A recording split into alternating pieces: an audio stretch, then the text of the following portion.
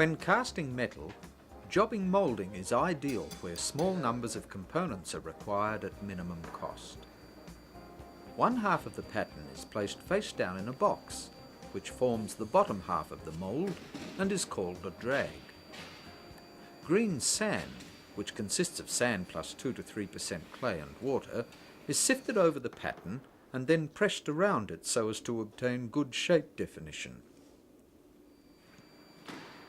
More sand is added and is compacted with a peg rammer, spiralling from the outside towards the centre of the drag.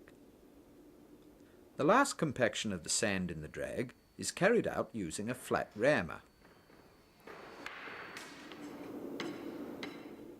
The excess sand is struck off and the drag turned over, revealing the pattern and mould joint face. Talcum powder, which acts as a parting agent, is dusted onto the surface. The top half of the pattern is added. The pattern for the riser and for the tapered down sprue are positioned on the drag, and the runner, a groove which allows the metal to flow between them, is marked in.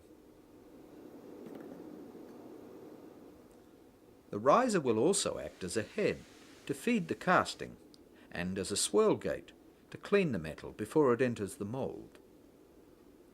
The top box, called a cope, is placed on top of the drag. The riser and down sprue are replaced. As before, fine sand is pressed around the pattern and the cope is rammed up. The top is struck off. A pouring basin is cut into the sand so as to ensure a smooth flow of metal into the down sprue. A smooth metal flow is important in obtaining a clean casting. The cope is wrapped and removed from the drag.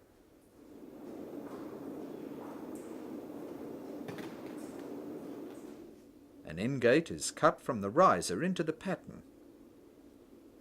In the other half of the mould, the cope, the runner between the down sprue and the riser is cut in. The half patterns in the cope and in the drag are wrapped and carefully removed.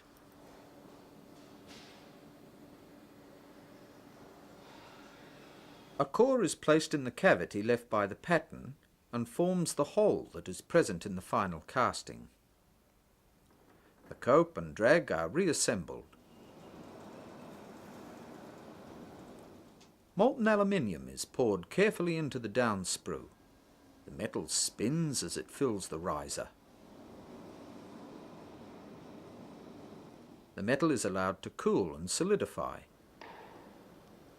One of the big advantages of green sand moulding is that the sand can be recycled, and the process is essentially pollution-free.